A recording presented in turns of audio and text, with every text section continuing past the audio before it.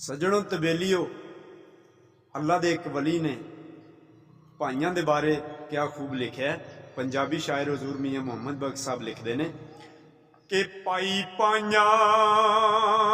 दे दर्दी होंदे ते पाई पाइयां दियां बावां बाप सिरां दे ए ताज मुहम्मद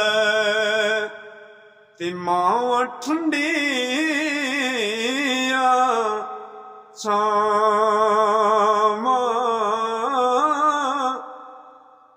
बच्चे पालन सौखे होंदे ते औखे पालन मापे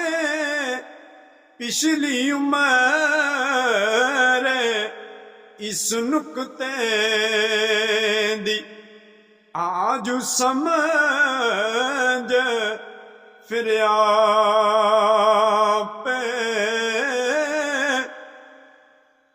ते लै हुण यार हवाले रब दे लंबी पई जुदाई रब मिलावे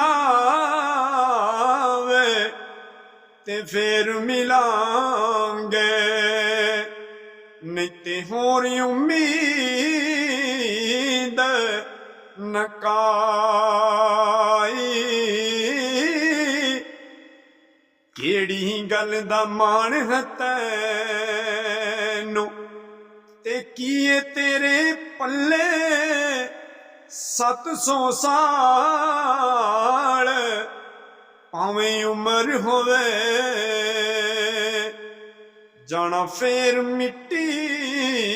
दे थल्ले।